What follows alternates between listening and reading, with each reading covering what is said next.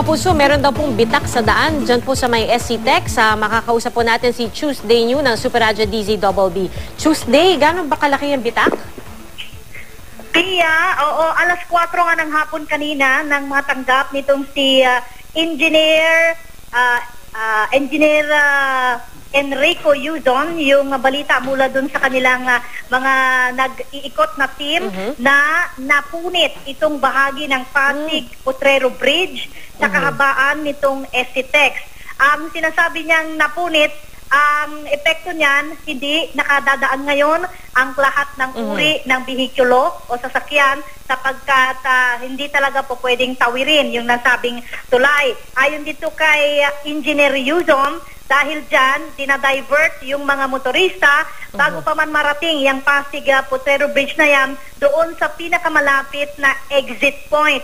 Kung ikaw ay galing dito sa Manila, ang daan yan ay dito sa may SBMA. Pagkagaling ka naman doon sa may Olongapo City, ang sinasabi nila yung nearest exit papunta ng Manila, yun yung po pwedeng gawing ruta nitong mga motorista.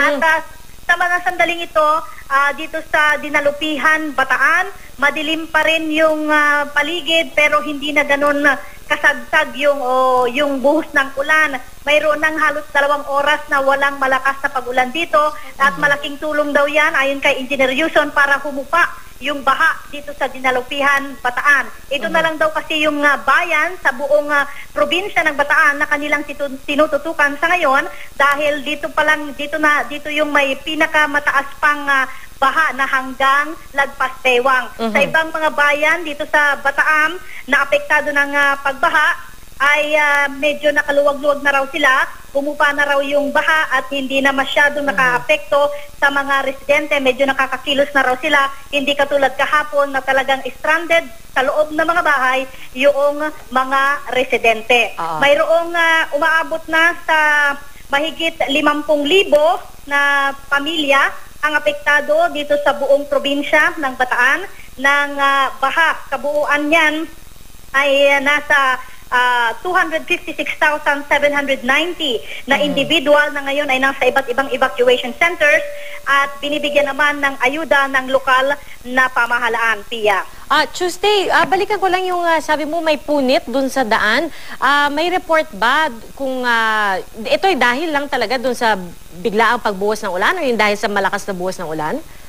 Yun ang pagkakasabi nitong si Engineer Yuzon. Yung initial report na natanggap nila doon sa kanilang team, dulot ito nung malakas na buhos ng ulan at current ng tubig doon sa portion na yon. Parang natangay yung tulay, nabiyak sa gitna, parang lumaylay yung nasa gitna, nakalahati, kung kaya't hindi maaaring madaanan, Pia. Alright, kaya may ang sabi niya pagka ganitong klase ng damage sa tulay, aabutin daw ng at least 1 buwan para makumpuni. Pero kung yung approach lang daw ang problema, 1 linggo lang daw ang kumpuni noon. Pero sa tingin nila, itong nakikita sa video na mayroong punit o sira talaga yung gitna, matagal-tagal daw ayusin yung ganitong uri ng damage, Pia. Alright, Tuesday, matagal nga yun. Maraming salamat sa iyo, si Tuesday New ng Super Radyo DZBB.